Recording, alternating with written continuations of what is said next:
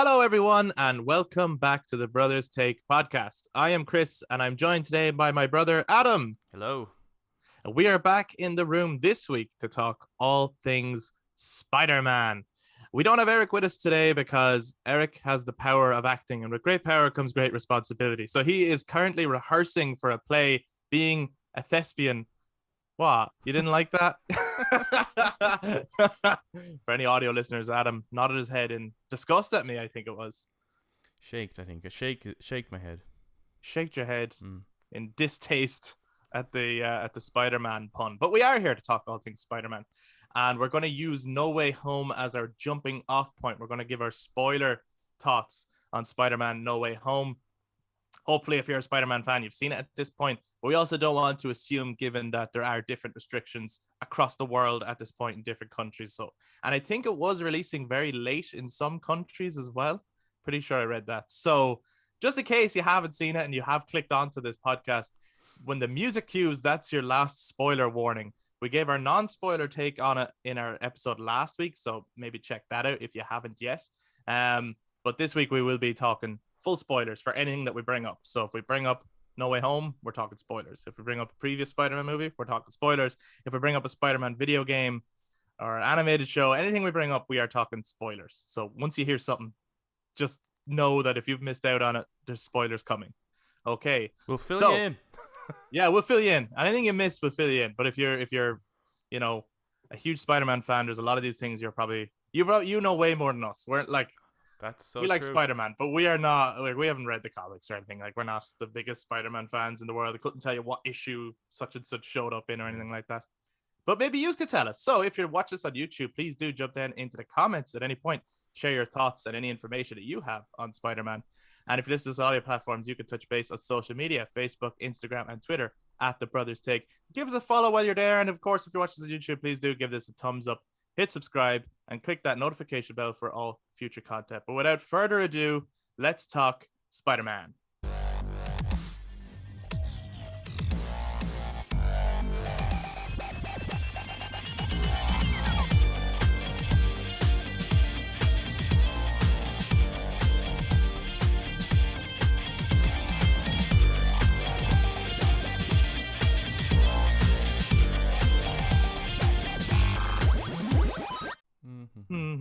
This would be interesting now because it's just like, well, it's two opposing sides here. Yeah, in a way. Well, see, I felt a little bit middle ground last week when we were talking about it, For it, and yeah. and I think Eric was like the very positive. So maybe at some point, if anyone wants to know Eric's thoughts, maybe ask about that in the comments and stuff, and he might be able to share all the things that he liked about the movie. But yeah, Adam, you didn't enjoy the movie, No. really? Would you call it a bad movie? Well, I don't like. I mean, look, this is my opinion, my take on it, and Of course, it's that's like, why we're the brothers take, not the yeah. brothers facts. And it's like, for me to go, this is an awful movie. It's doing things that I don't like, but I'm seeing this across the movie industry. This is not the fault of this movie. I'm seeing this in a lot of films. Like, we experienced this in The Matrix as well. There's this over reliance on nostalgia. Now, I like nostalgia when it's done well. Like the No Time to Die, we had loads of praise for that. There's lovely elements of nostalgia in No Time to Die. It's done tastefully and it works. It serves the story to the film. But when your story is built on nothing but nostalgia, it just doesn't. I don't know if this is going to hold up. I think people are loving it right now. I think 10 years from now, people are going to look back on this going, "What were we thinking?" Right. That's my prediction anyway. Yeah, like So, no, I didn't really like it. I agree with you to some element. I saw people come out of this and say this is 100% the best Spider-Man movie. I've seen people say it's a masterpiece. Yeah, I don't agree with that. No, I have to say. So I'm like, I really like the movie. I went to see it twice. I would watch it again. But I'm not like, I don't have that kind of high praise for it. It's not better than Spider-Man 1 or 2 of the Sam Raimi trilogy. Yeah. It's probably better than Spider-Man 3. It's probably better than Spider-Man 3. If I'm being honest, in terms of I agree with that. having yes, there's a lot of reliance on nostalgia, but I do think there's a story in there, a character journey, Okay. and it does have an arc, and it sticks pretty closely to that arc, as well as having this other stuff just around that. I think Tom Holland is at his best in terms of his Spider-Man performances in this movie. Yeah, he looks more confident. Yeah, I think so. But for me, I gotta be honest, I just Willem Dafoe just stole the show, and I'm like, that's a fucking wonderful performance. He's fucking awesome in it, really good. I was worried when they like Kylo Ren it and destroyed the mask. I was like, Oh, why I are you see. doing that? I love the mask. But then I kind of understood why they did it, and it seems they really just wanted Willem Dafoe to show off his fucking acting chops on his face. Yep. Because there is a lot of, I rewatched Spider-Man 1 recently. It's a fucking amazing movie, but there is a lot of like you can see Willem's mouth moving as he's doing the voice and everything, but you can't see everything else that he's probably doing under that mask. Yeah, they have to doing lift, a lot of work. They have to lift the goggles just to be able to see the expression in his eyes at times as well. Yeah, but in this one you could see he's doing even more than that. Like his whole face morphs. It reminded me of like Mark Hamill doing the Joker, or when Andy Serkis does Gollum. Yeah, like his fucking demeanor changes. Like, and I saw in an interview, you know, they asked him like, "Are you interested in coming back?" And he was like, "On one condition, I want to do as much of the fight sequences as possible myself." I was like, "Well, how old is this guy?" Like, yeah. I mean, I get that, but like, I mean, he's always been great, and and in Spider-Man 1, you got that as well. Like, I never liked the mask, even as a kid. I never actually liked the mask. I would have preferred without it, but you got loads of scenes. There are Gollum-like moments in that movie where he's talking to himself, and in the mirror, you see his face, and he becomes that character. So it's he's really, really good in this. But it's I mean, yeah, of course he is. We've seen how great he is before. It's that's not a surprise to me that he would be great in it. But yeah, well, I suppose there's more to discuss around that. Yes, I suppose here's where I'm gonna meet you, right? Right. The Lizard is awful in this movie. Yes, he is. It's a different absolute character. Trash. Anyone who liked the Lizard, I don't see where you're coming from. Please let us know. But fuck me, that was like a child's cartoon. It was awful. Actually, no, I've watched the Spider-Man animated series, and the Lizard is way better than that in the cartoons. Yeah, he's way scarier. It was awful. Sandman was fucking awful in this movie. Yeah. Different character. Now, the big crazy sandstorm effects looked awesome. They looked amazing. But just when he's walking around as a Sandman, and it's very clear that they just don't have the actor. Like the actor's not available, so he's just going to be a CGI Sandman. Yeah, I was like, why bother? In fact, I felt that way with a few of the villains where I was like, if you're not going to have a sixth villain and make this the Sinister Six when you're so close, and it seemed like that was the only reason to do this, why fall one short of the Sinister Six and bother shoehorning in these other villains and really bad versions of these villains? I didn't get that at all. So that's one area where I'm like, that's a real letdown for me. And I was even trying to like guess who the sixth villain could be, and I was like, maybe an alternate version of Mysterio. Yeah, because that would have been a Tom Holland villain who kind of caused all of this. Yeah, and it would have been a perfect, And I was actually thinking like with the amount of actors they were bringing back, I was like, oh, one of the big surprises maybe is Jake Gyllenhaal is in this movie, reprising a role as Mysterio. But I think that would have been neat. Happen. I think it would have been a really neat way of rounding it off. And he is one of the original members of the Sinister Six. So that would have been tasty. But like, don't get me wrong, as the movie was playing, I was getting worried. Like the Dr. Octopus fight, I was like, cool. And then he like took over the tentacles and started like waving with them and shit. And I was like, oh no. I was like, this is so cringy. Oh, who said this was okay? Like, or the characters in the movie laughed more than I did. Yeah, the screening that I went to, there was quite a few people there. I was actually kind of surprised because I went much later than everyone else would have seen it. I was expecting it to die down, but no, there was actually quite a good few people in the screen. and it was silent really the whole way through. Those jokes didn't land at all. The only laugh that we got in the screen would have been when Andrew Garfield character comes into it, and the whole "can you get the cobweb up on the roof, up on the Oh, ceiling?" right. The Okay. whole like Yeah. him crawling along the ceiling just to Just clean, get the clean cobweb. it. There was a big laugh out of that from one person in the screen, and then everything else was just, it just fell flat. Like it wasn't funny. The movie just wasn't funny. There was two lines that made me laugh in the film. One of them, and they're both kind of the same joke, just repeated. But it was just, I did think, I thought it was funny. It was when Jamie Foxx says to Sandman, "Gotta be careful where you fall, man." Like, but he says it real sincerely.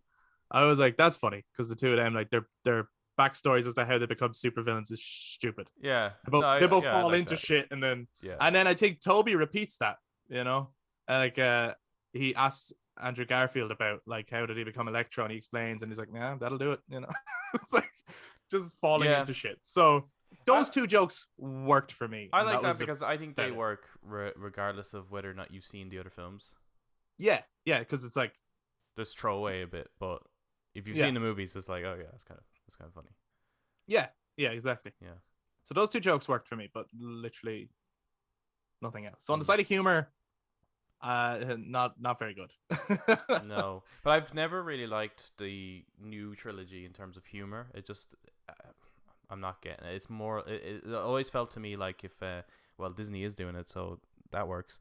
But like a Disney version of like Superbad or something in a way. It's like you want Right. the kind of stupid kind of college humor, but we want to make it like PG-13 or something like that. Sure. That's always the vibe I got off of the Tom Holland trilogy. But it's just, yeah, I don't think it's that funny. No, certainly not that funny. However, and this is where we'll probably differ then.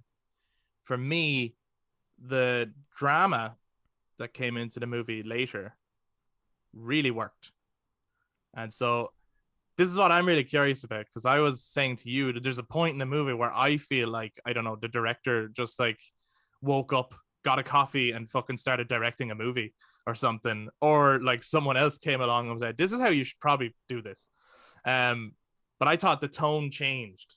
Not in all the scenes that followed, but in the bigger scenes that mattered. I thought the kind of tone changed and shifted. The music changed. The way it was shot changed. And just like the scope of the events changed. But you didn't feel that way. So I'm really interested. So when it got to the apartment complex, Yeah. what did you like make of that sequence? So this is the bit where his tingle is tingling. Yeah. And Because all before that, it's still the same tone. It's still kind of slapsticky. I liked this. I like the way they were kind of introducing the spider sense there, because I don't think really. I mean, there's a little bit of spider sense happening in the other two, but not like this is his equivalent of like using the Force almost, right? It's something that you should introduce into a Spider-Man movie, and I think the way they were introducing this was really interesting. Like this, almost like Sherlock Holmes inspection kind of scene where he's like looking around, just seeing. Mm-hmm. I liked that. It's just that when it came to the kind of reveal, which is he stops Green Goblin from trying to get away, it just, that's not a surprise to me. So it's just the kind of, the reveal is just kind of like, well, yeah, it's going to be him or Alfred. It's going to be one of them two. That's going to show their true colors here. I would have been more surprised if it was Mysterio came along, blew up the place, and they all rallied together as though that was the plan all along. And now they all have Spider-Man. That would have been a surprise. Because it would have been like, I wasn't expecting him to be in this movie at all, or even just a sixth member. But the fact that it was the Goblin, it's like, well, yes. I mean, I've seen this coming nearly. It's just, and I think that was the thing with the movie, is that it relied too much on previous memory of these movies, as opposed to giving me something new and exciting. And You know, I that's what I hope for when I go to see a movie, is that there's going to be something new and exciting. But it was just, yeah, it played out exactly how I thought it was going to be. See, I don't disagree that had someone else come along or had something else happened that shocked and surprised everyone, that might not have been a better scene. Mm-hmm. But I just think that the way that scene played out, the way it was framed, and just watching Willem Dafoe look at his hand, and then as he moves his head and his face is totally changed, just the way that was shot and performed, I think is a scene that works incredibly well. Even if it's like, well, yeah, I've been waiting for this. Mm-hmm. But I was like waiting for it in a good way. I was like, I'm looking forward to the Green Goblin. Like, I'm kind of here to watch him. I remember saying it to like Eric before. I was like, I just hope that whatever they do with the villains in this, that the Green Goblin ends up being the one that really puts Spider-Man through the runner. That's what I want. So when he did, I was like, thank you. I was like, thank God, because Green Goblin was kind of really sidelined and shoehorned in the Amazing Spider-Man series. Yeah. And then there was no Oscorp at all in the MCU. Mm-hmm. I was just I was like, how can you make a Spider-Man series with no Green Goblin? Like, you know, it is like making a Batman series with no Joker. It's like, how can you do it? How is there no Norman Osborn? That was another thing I liked actually when he first showed up and he brought up that stuff where he was like, there's other people living in my house. Okay, so I'm missing Oscorp. If there's something out of the whole movie that I thought was really good, yeah, it was Peter going into Feast and seeing Norman, Aunt May kind of looking after Norman. And there's this kind of play on dementia, like an older person, and just the fear of it and all that kind of stuff. Yeah. I thought that's where they were going to go with this movie, was that these are all these older characters that there's, you know, if a villain is a super villain at the age of 20 something, what are they like when they get to 60? And will they continue to be a super villain? And can you pity them at that point, or should they die, or should they go to prison or something like that? I thought it was like, I mean, maybe that's just way too philosophical for these type of movies, but sure, it's just, I thought that would have been really interesting. And seeing him, I would have preferred if that was just the movie. It was just Spider-Man and this version of Green Goblin, get rid of everyone else. And it's true, the frustration of this guy experiencing this kind of dementia, that he, you know, maybe like lashes out and stuff like that. And it's Peter then trying to help someone, like help this older person, even though it's like a supervillain. And that's the one thing I think this Peter Parker misses, is missing, is the helping the everyday guy. Yeah, which they really tried to introduce in this movie, but there's a lot going on in this movie that's trying to focus on as well. But I suppose Aunt May finally kind of, you know, this is the first time we've seen that she works in Feast, and this is the first time she says a line like, "With great power comes great responsibility." And it's almost like, it's like, I felt like in this movie they realized the faults that they already had with the MCU, because they're like, okay, we kind of need to get to the point where we give Peter a clean slate and set him up as Spider-Man, because he's been Iron Man Jr. this whole time, and we need to like do away with. So I am also quite happy with how they ended the movie. Yes, it's a bit convenient in terms of magic fixes everything, and it's a bit like, well, how does that work? And, you know, loads of people can go into the plot holes, but I'm just happy with what it means, because going forward now, he doesn't know Ned, and Ned doesn't know him. He doesn't know MJ. MJ doesn't know him. No one knows him. He's in a little apartment. I did expect the guy who asks for rent in the Sam Raimi trilogy to show up. Well, at that point, I was absolutely expecting it. Yeah. Yeah, you were. But I like where it ended up. The suit at the end looked awful, I liked where it ended, because it ended like the beginning of the Spider-Man game. Yeah. I really liked that. Yeah. And that to me, that Spider-Man is the swinging around New York City. Yes, which we haven't had a lot of. No, we didn't. Or even just like the things of like Peter making difficult choices. Yeah, like having the balances around his life and his responsibilities. Yeah. And that's why, the ending really worked for me. Yeah, like this version of Spider-Man has always been like, oh, he's getting grants and things like that, and Iron Man's looking after him, and it's like, he's got Happy kind of driving around the place. It's like, this is absolutely not Spider-Man. It's 100% not Spider-Man. So I don't see how or why people really connect with this one. I don't know whether it's just because it is connected to the MCU that elevates it, maybe. But sure, he is missing those, like, I'm on my own, and I'm not doing this for profit or fame. I'm just trying to help people. Yeah. So what about the shot in the rain then, which I fucking love, and I'm like, Yeah. I like this movie now. I'm like, it wasn't enough to. I mean, I did. I don't know. Maybe I was just reflecting on the scenes that came before and stuff like that. That it just didn't really matter to me. Right. I think this film probably wouldn't have happened conceptually if it wasn't for Into the Spider-Verse. Probably not. I think that proved that this concept would work. But I think Into the Spider-Verse handled this whole thing way better. I would agree. Yeah. Yeah, I'd agree with that. And that has some amazing shots. And I do think that's that little shot of him in front of the kind of, is it like a billboard thing or a screen? Yeah. That looked like a Spider-Verse shot, the colors being used and the kind of artistry of it. That looked like Spider-Verse.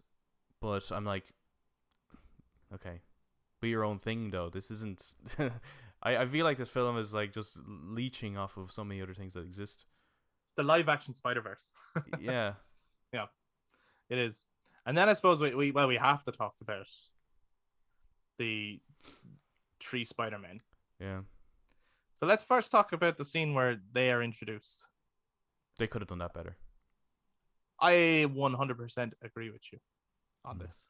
I was very worried when they first came in. It looked like an SNL sketch. Or it looked like, do you ever remember when they used to do those ones? It wasn't an SNL sketch, was it? Where they like edited Jack Black into like a Lord of the Rings scene? Yeah. It's just when Toby walked in, for example. At first I was like, woohoo, great to see him. You're expecting you're expecting the audience to go, woo! Like, yeah, well, he looked around as if he had just entered like the stage, and like there's a live audience, and he's like waiting for them to clap before he talks. Yeah. But it's the most awkward thing ever because he's just walking on this like CGI circle, and it's like that looks naff. And also, why is he not reacting to this fucking magic circle? Like, we established there is no magic in their universe. Yeah. So this is not normal. I don't know. I just think like and to bring them both on, what's strange to me is just like, why stop there? I hear what you're saying. Like Ned, where could would just you go? keep I don't know, but according to like, why did Ned just decide to stop at that too? He could have an army of Spider-Man for all he's known now. He could, but like, do we want that? No, we don't want that. But I just think we don't want that. In the if you get into the head of the character, and it's like, okay, he's after open up a thing, and there's a new Spider-Man comes through, great, and then he tries again, and then another one. At that point, you're kind of like, well, how many more are there? Right? We know there's only 3. How does he know that? Why stop there? He could get what's the guy from like the 60s? Yeah. Noir Spider-Man could come true. They could have got Nicolas Cage to play him. I just prefer in Spider-Verse the way they're just in the world. Yeah, I get you. And but they are just in the world, aren't they? Is it not just that they've been pulled through just before Doctor Strange stopped the spell, right?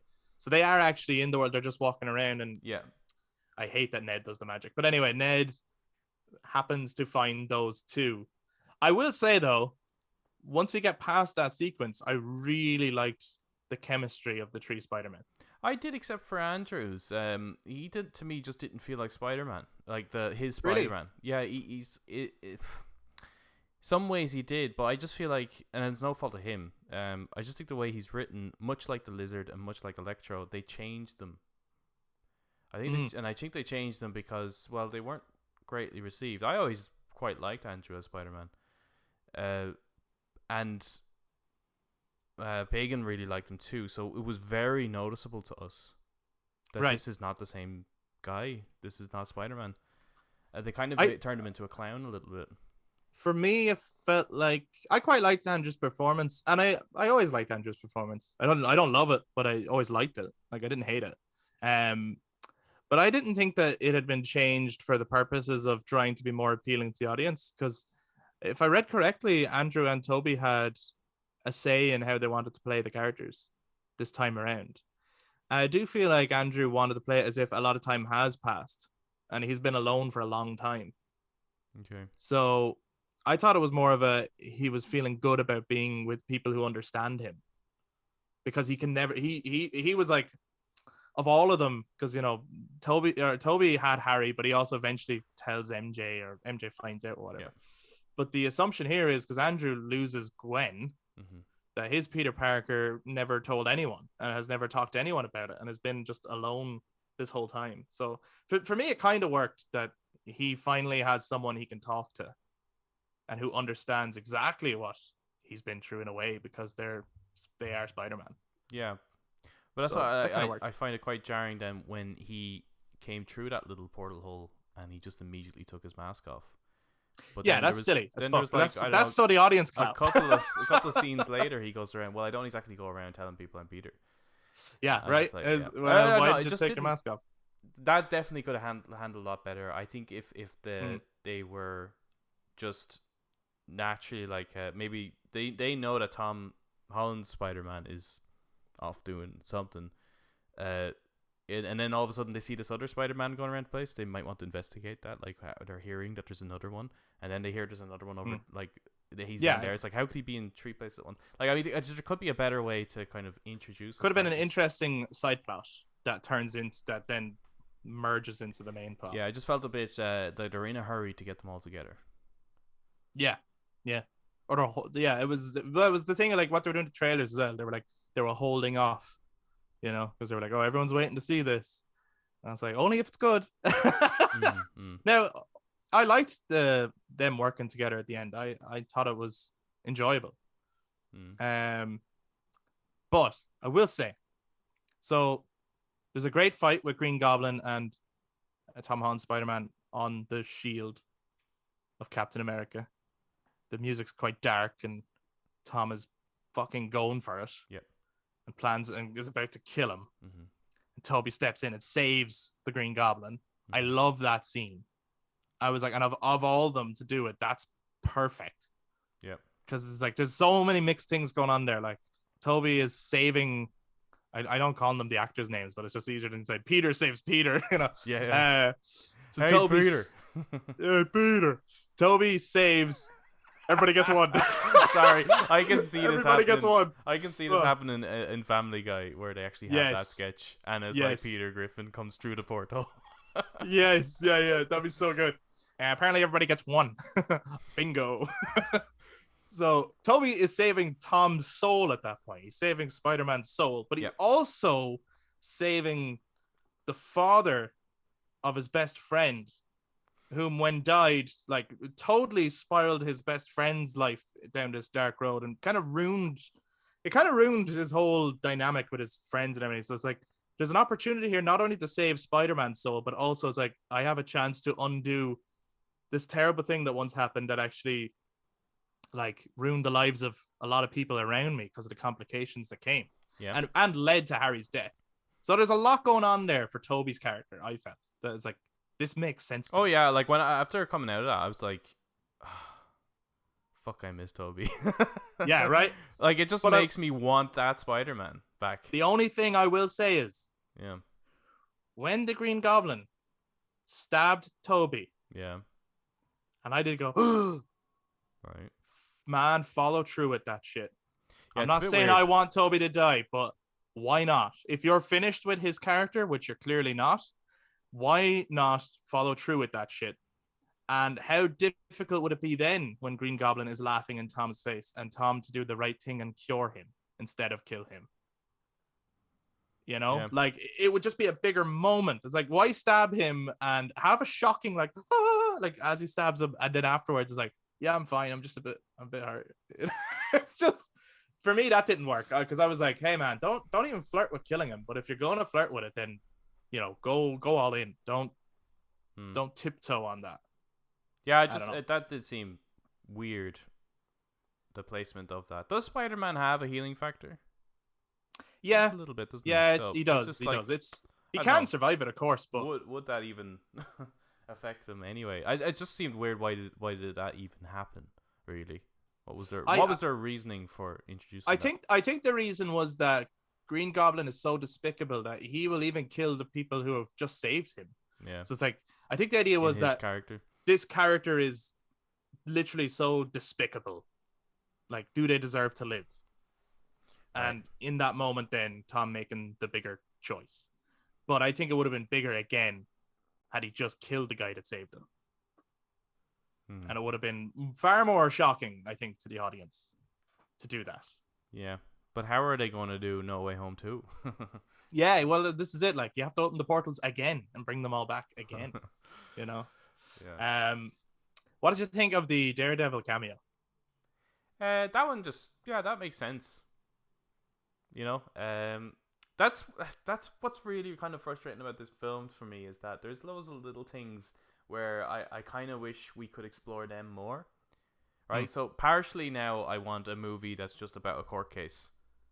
I was just about to say, man. And it would be, and perhaps it's Daredevil that helps him at the end rather than the two other Spider-Man. Part of me also wants a movie where it's about the Green Goblin. He's actually just trying to help Norman, but it's like obviously him being Green Goblin, it's like he's now conflicted. It's like, do I really stop this guy or do I help this guy who's clearly sick? Like there's all these smaller little details that could make, I think, way better films than this one. Yeah. So I enjoyed the overall film experience. For me, it is my favorite of the three Tom Holland movies, mainly because I feel he goes through a darker journey and there is a conflict that I actually gave a shit about at the end. But in saying that, would I have preferred a different movie? Man, give me that. Call me boring. And maybe every Spider-Man fan out there is like, what's wrong with you? I would fucking have loved that court case drama where Daredevil is defending Peter Parker for the murder of Mysterio. Are you kidding me? Yeah. I fucking love that. I was like, as soon as I saw Daredevil, actually, I was like, oh my God. Like, that's probably the one that got me the most because I was expecting everyone else. Whereas Daredevil was like one that people had kind of, maybe Daredevil will be in it. I was like, no, I think they've done away with the Daredevil Netflix thing. I think they've like done away with that. But it was back now. It is, and Vincent D'Onofrio is back as Kingpin in Hawkeye. So, I mean, it's always been part of the MCU anyway, so that wasn't like that much of a surprise to me. But I did like the way they introduced him, and he played that really well, like the bit where he caught the brick and stuff like that. Yeah, I thought it was done. I thought it was done really, really well. I would have liked him to be in it more. Like I would have much prefer, you know, the way the whole marketing was Spider-Man and Doctor Strange. I mean, I would have preferred Spider-Man and Daredevil. Yeah, Doctor Strange. Okay. I don't fucking get this character like at all. I loved him in Infinity War. Yeah, he's amazing. I hated him in his own movie. I really disliked Doctor Strange the film. Yeah. And I don't like him in this one. He almost just feels like Infinity War, he's roped into the story really, really well. And he's needed. He's 100% needed. Yeah. And he makes and Endgame he's needed. And he makes the most difficult choice. Yeah, and he's in Infinity War. He's very calculated as well. It's not just gonna fuck around here. He's gonna really think about these decisions that he's making. But in his own film, he's, I don't know, it's just Iron Man but a wizard. And then in this one, he's really like he opposite to what he was in Infinity War. It's like, sure, look, we'll give it a go, kind of a attitude. Now, this would have worked for me if there was something else that he was trying to erase. Like he had his own agenda. Oh yeah, that would have really worked. And it wasn't like, he was willing to use the kids thing as an excuse to justify to himself that this is the right time to do it. Yeah. Now That would have maybe really worked that for me. might happen with the multiverse thingy, but look, that's outside of this movie. I'm just talking about just this film on its own. Yeah. I felt he was just a nice little handy story point to allow this all to work. Yeah, and that's really what it was. I do think the guys who wrote Infinity War understand this character better than anyone else who seems to have written him for the big screen, because when he was in that was much closer to what my understanding of the character is, even from like the animated movie and stuff. I am quite looking forward to his own movie, not necessarily for him, but Is it a Sam film or Raimi. TV show? It's a film, and Sam Raimi is directing it. Okay. So for that alone, like I love the Sam Raimi Spider-Man movies. So I'm just like having him return to the comic book world, but also because it's called the Multiverse of Madness and they're talking about like Lovecraftian and shit, and Sam Raimi directed horror movies. I just think his flavor could really work. So again, it might not work, but I think it could be a good movie. But I really want to ask you now, because we've got the 3 Spider-Men in this movie. Yeah. And this debate goes on and on, and we want to hear from other people as well.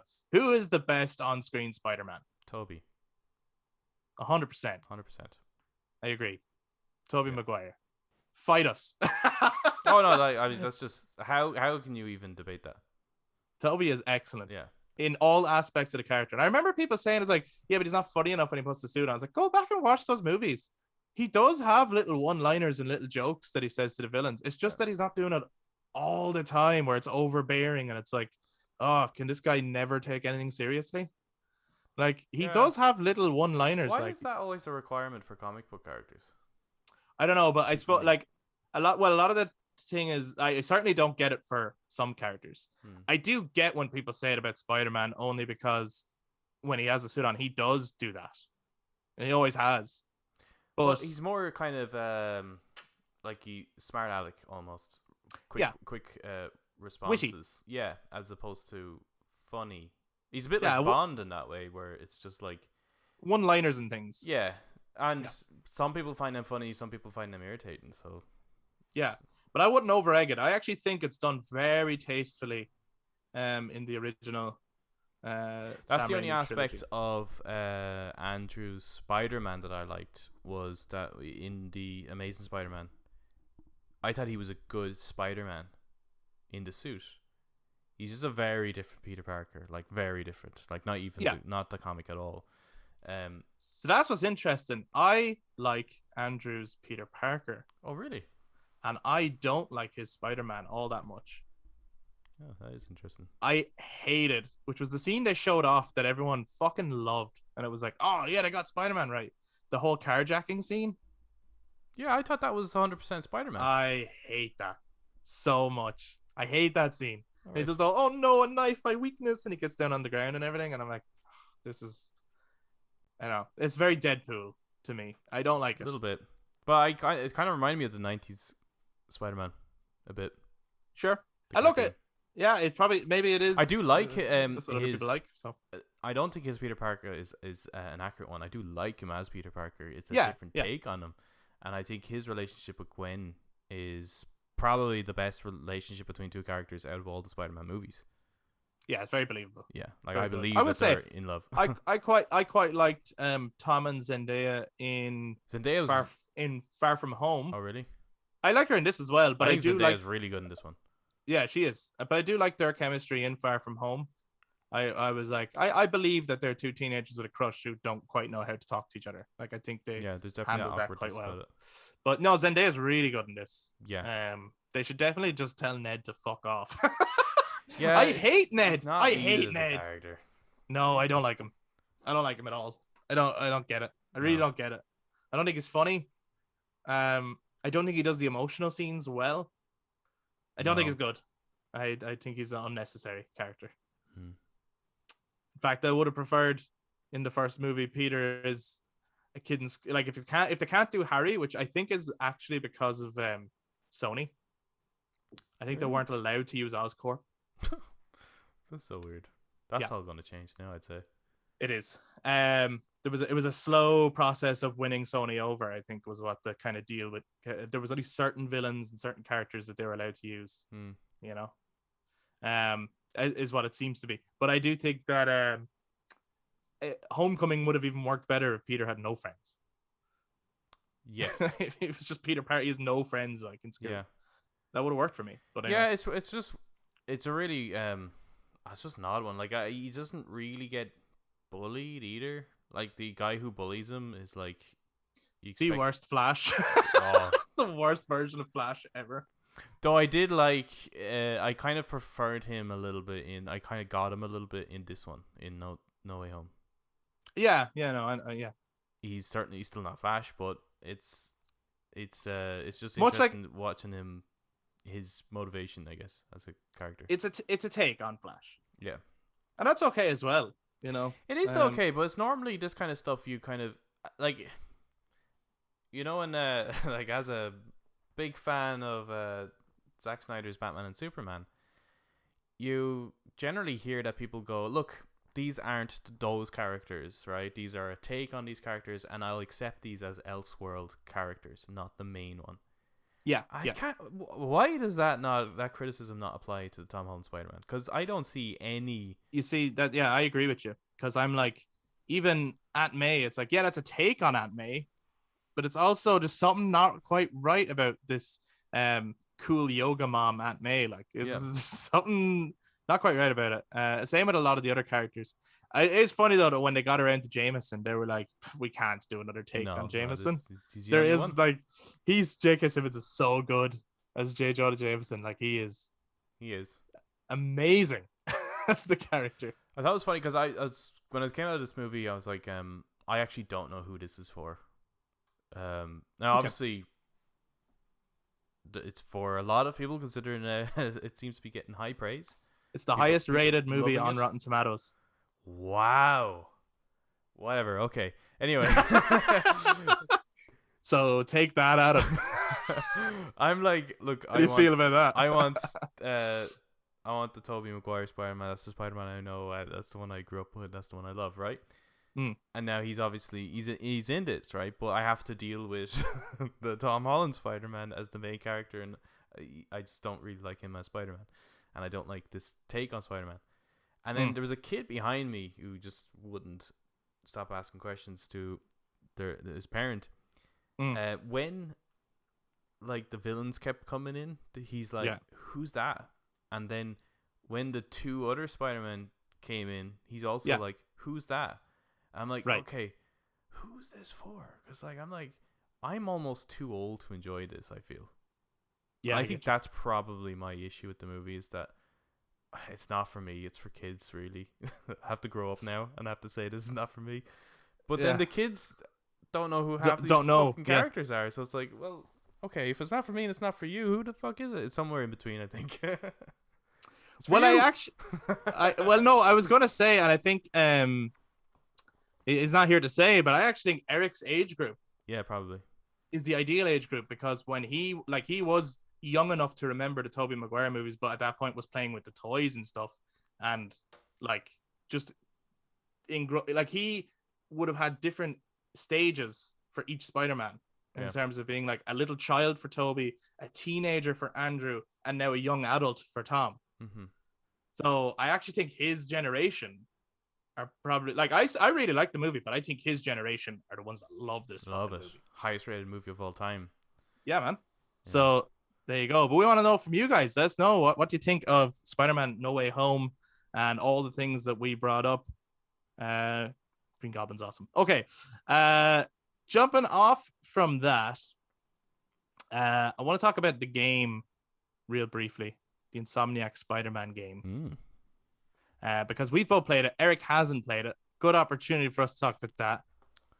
I figured he's not here. I'd love to hear more from him, but he just said he couldn't get into it, which is interesting, because I think it's a great game, and I think it's a great Spider-Man game. But the reason I want to bring it up at this point in time is because, like, we were talking about how the MCU Spider-Man feels strange to us and it doesn't feel quite like Spider-Man. What was so refreshing about playing Insomniac Spider-Man was I always, like, when I was playing it, I was like, not only does this take from the different eras of Spider-Man that we've seen, this feels very authentic to Spider-Man. Like it felt the most Spider-Man to me since the Sam Raimi Spider-Man trilogy. Yeah. Did you Definitely. feel the same way, or? I did. I think the only bit when that took me a little bit to get used to was the character of Yuri, constantly on your comms. Yeah. Basically, is getting Yeah. that. But I suppose you have to have someone kind of giving you missions, I guess. So Yeah. that at first I was a bit like, well, what the hell is this? But yes, this 100% felt like I was Spider-Man. And I love the fucking take on Dr. Octopus. Yeah, it's strange that was like it starts off with like, okay, you've been Spider-Man for a while, but some of the villains he's dealt with, others he's only introduced for the first time. So I like that. I'm very excited for the next one. Yeah, and it's very interesting that we as an audience know more than he does then, because we're aware of the mythology. So it's like we are aware that Norman Osborn is at least going to be, or is secretly already, the Green Goblin. Mm-hmm. Or is he actually? Are they going to do that even with this take on Norman? Because he's an older guy. Yeah. He has a certain physique. I don't even know if they will do that he's the Green Goblin. Like maybe they are going to just go straight for Harry as Green Goblin. Or then, given that ending, is Harry Venom? You know? Go what? Hobgoblin, maybe. I love the Hobgoblin. Yeah, I shouldn't, but yeah, I do. I love the Hobgoblin. In fact, as a child, he was probably my favorite Spider-Man villain. Yeah.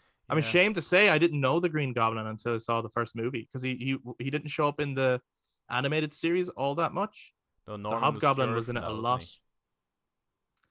No, I think if I remember correctly, because I did go back and rewatch them a few years ago. You're never too old to watch cartoons, kids. The Hobgoblin shows up before the Green Goblin does in the animated series. Oh. I don't know why, and I can't remember the turn of events. And it could be that Norman is paying the Hobgoblin to do shit. Because the Hobgoblin was really just a thief, wasn't he? That. Yeah, I read. The original Hobgoblin is a guy named Roderick Kingsley, and he is a fashion designer. Oh. And he buys some of Norman Osborn's estates or something like that, or he buys some property that's owned by Oscorp, and he finds the Green Goblin suit and the glider and everything, and he's like, these are fucking cool, but I could make it better. And then he fashions the Hobgoblin suit and everything, and then he goes out and commits crime. Huh.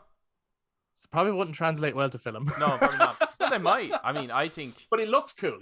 The way they handled Mysterio in the movies is just. Yeah, it was really good. It was really cool. I couldn't see how now I can't see any other way of doing Mysterio. That was just genius. Yeah, that was cool. I always liked the character Mysterio as well. I think I did like him, but I always liked the design of the character. Well, I suppose when you're younger, maybe you don't know the backstories yet. So I always liked the design of the character. And then, so like I hated, for example, like I never liked the Rhino, because I just think he's never liked Rhino. Boring. I never liked Kraven, even though Kraven's pretty cool, but I never liked him because of his design. I didn't like his design, but apparently he's cool. I wouldn't be surprised if he starts showing up in the movies soon. Yeah. I think there's a story where he buries Spider-Man alive. It's called Kraven's Last Hunt. Dope. And while Spider-Man's buried alive, Kraven becomes Spider-Man. Only because he wants to, like, I don't know, be better than Spider-Man while Spider-Man is dying his last breath. Or something like that. It's like a big ego trip. I don't know. Okay. Bit weird. But yeah, super dark. But Kraven's gonna be, it's very clear that he's gonna be a key villain in Insomniac Spider-Man 2. Yeah. Yeah, that'd be cool to see. It would be cool to see. I wonder, is it of his own accord, or has he been like hired in to hunt and kill Spider-Man? Yeah, or maybe he is just one of those kind of side quest style villains, like not really the main villain at all. Weird to have his voice over the main trailer, though, wouldn't it? Well, they could use anything to advertise it. It's a Spider-Man game. People are going to buy it. Yeah, true. I mean, to be honest, they left Dr. Octopus out of all the marketing for the first game. Yeah. I was so impressed with that. Even in the trailer where they did like the Sinister Six trailer, they left Dr. Octopus out. Oh yeah, yeah, they did. they had a surprise. He looked up at the camera and it just like stopped. So you didn't know who the sixth member was. And all the marketing was really Mr. Negative. I was like, Debbie Downer. Yeah, I liked that about it because I do remember leading up to the Spider-Man game where I was like, I don't know, because I'm not familiar with this villain, and Yeah. I can't really connect with it then. But I love that he's just, he is in it. He's a main villain for quite a while, but he's not the main villain. I like that about I it. actually I is interested because he's a character I would have never checked out, but it made me like that character. Mm-hmm. I thought he was actually really cool, and I liked his backstory. And I ended up then deciding to look him up because I was like, I never heard of this guy, and looked him up, and I was like, oh, he's actually pretty accurate in the game. They got a lot of his facts or the things about his character right. But I loved that early in the game you meet Otto, and you're like, oh shit! I put the controller down and went, Dr. Octopus is the villain. Straight away I was like, that's who the villain is. I was not really expecting it to go that way so soon. I was kind of expecting it to be like they have him in it and maybe he's helping you get your upgrades, and it'd be like the sequel, he becomes the villain or something like that. Yeah, I really wasn't expecting it so soon in it, but I like that they did it, like, because he's and the fight is great with him. Yeah, the fight is great with the tentacles. It's so cool. I like as well the way they introduced Miles into the game.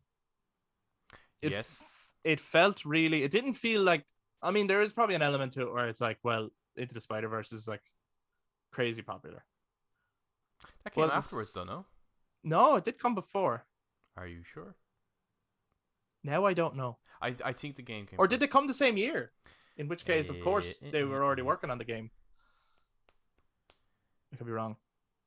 Maybe it's Spider-Man like years ago. It's 2018,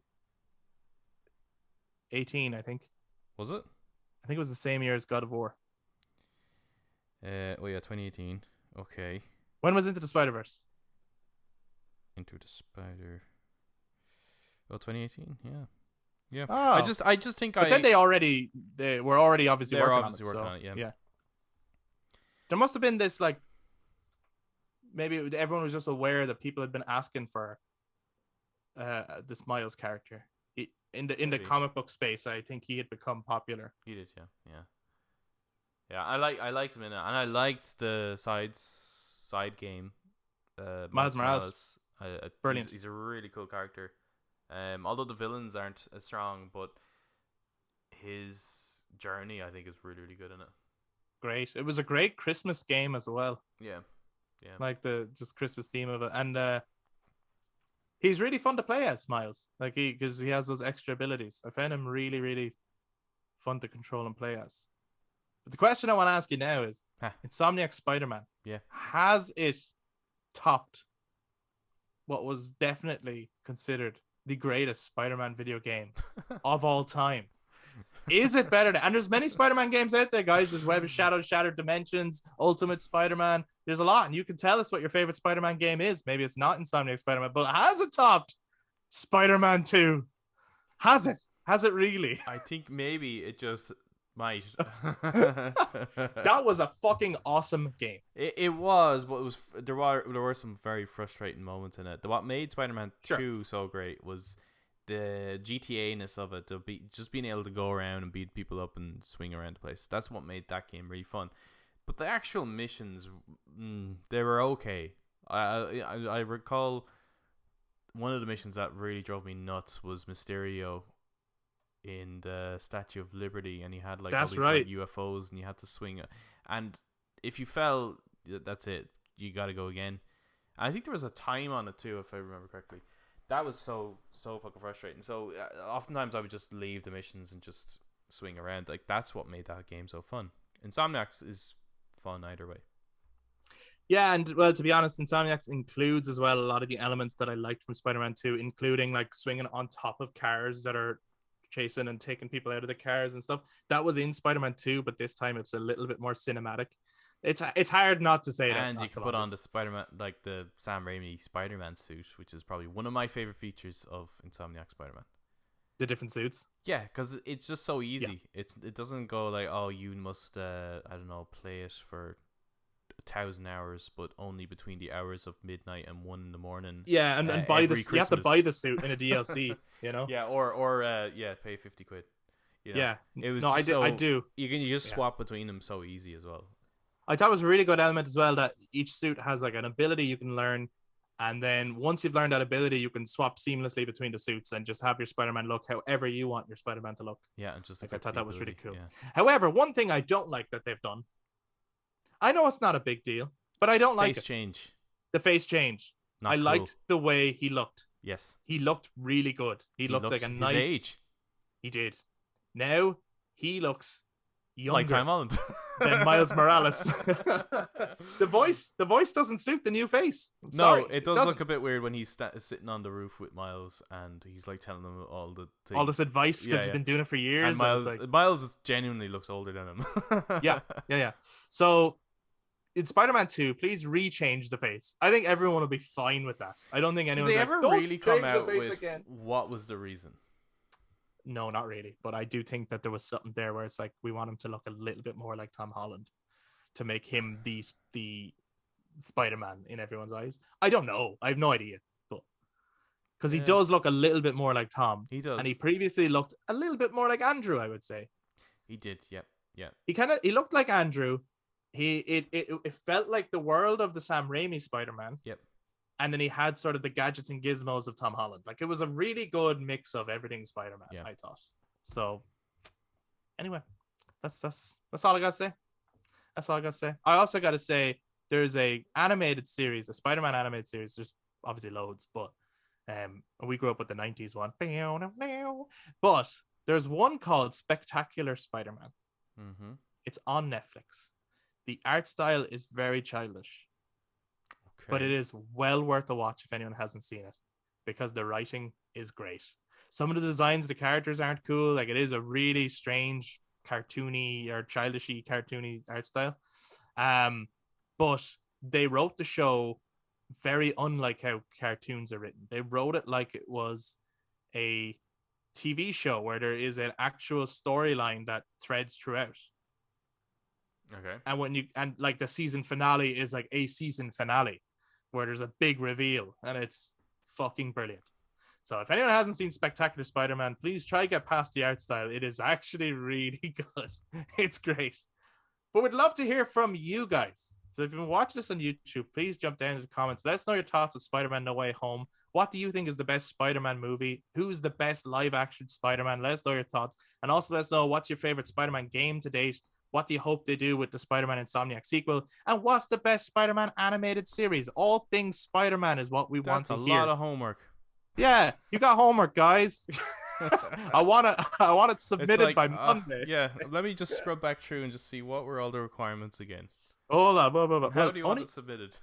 only what you want to share, but we would love to hear from people. If you listen to us on audio platforms, and you can touch base on social media, Facebook, Instagram, and Twitter at The Brothers Take to give your take on all things Spider-Man. Please do follow us if you're there as well. And if you enjoyed this on YouTube, please do give it a thumbs up, hit subscribe, and click that notification bell for future content. Next week, we are talking The Matrix, and we'll be giving our spoiler thoughts on The Matrix Resurrections. If you think Adam found this movie bad, you wait and see. Thank you very much for listening, everybody. We'll be back to talk to you guys next time. Bye-bye.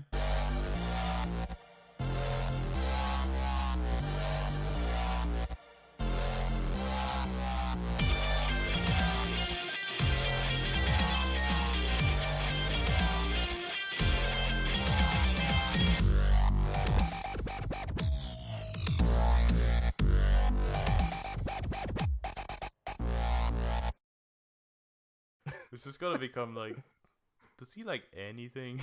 Yeah. Well, it did feel like that for a while. Because did we even talk about the Suicide Squad? No. No, we didn't.